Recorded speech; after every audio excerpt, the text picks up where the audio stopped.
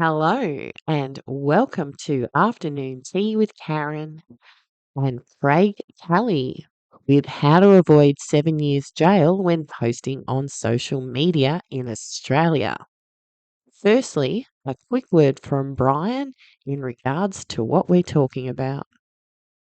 Did Chris Minns and Anthony Albanese withhold this information from the public in order to rush through these draconian hate speech laws in Australia in order to control what it is you can and cannot say without making actual direct threats of violence? To me, it looks like they did. Dural caravan plot was fake terrorism, police say. Here's what we know. Geez, I am sure glad that our political class didn't use this incident to rush through legislation in order to strip away our rights and get the support of the Australian public by using the fear of this incident in order to do so. What I'm going to talk about tonight is the hate speech legislation that was rushed through the Parliament in record time. 1 hour of debate was allowed for this in our Australian Senate. So we've got 76 senators. I think that works out to 50-something seconds each that they could have debated this legislation, which changes the way about free speech is affected in Australia. Now, firstly, the image behind me could be something that is happening right now.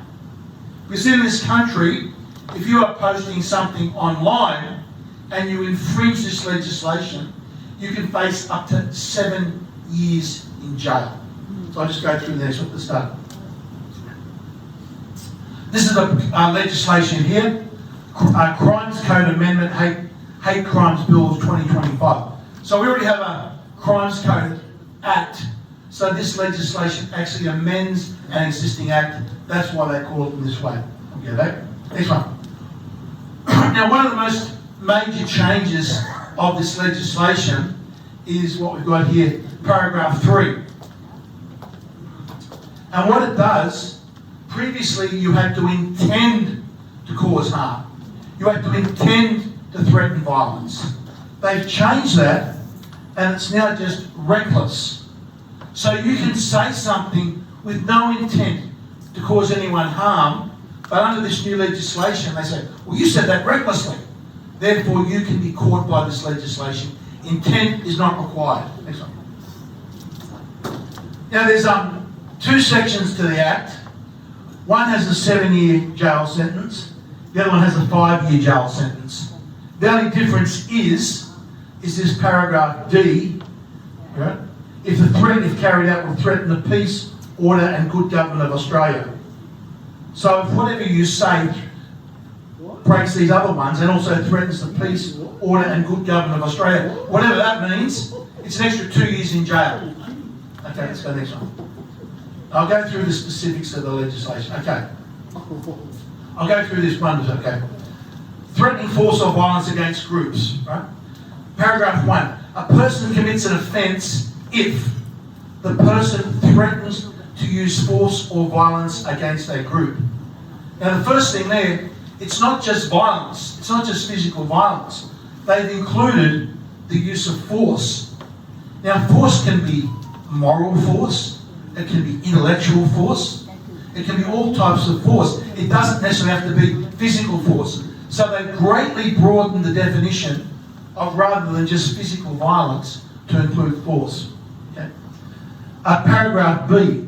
The targeted group is distinguished. Now, previously what we had under Section 18C, we had it was based upon race. That was what it was restricted to.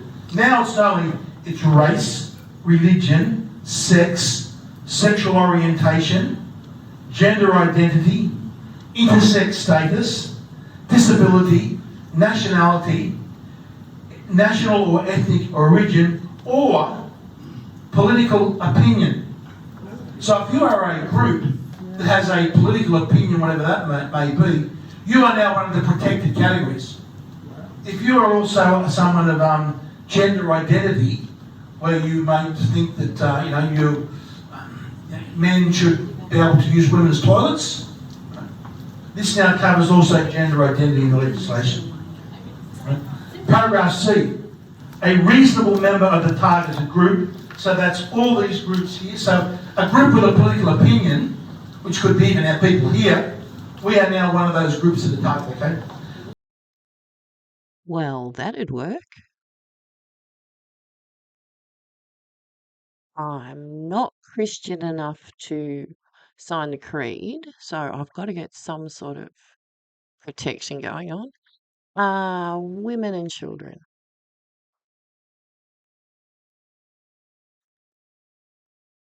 The Libertarian Party will restore the legal definition of a woman in the Sex Discrimination Act, ensure that women's only spaces are protected in public, repeal legislation that forces women to accept biological men into bathrooms, change rooms, or clubs, allow sporting bodies to establish female only categories and exclude biological men from women's sports, restrict gender transition surgery and hormone treatments to adults, ensure that parents, psychologists, chaplains, and health practitioners can affirm an individual's inherent worth or encourage acceptance of their biological bodies.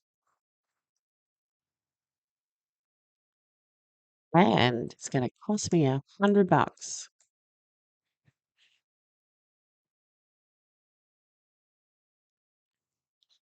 Yeah, I think I'll meditate on that for a few days, and I'll see you later. Bye.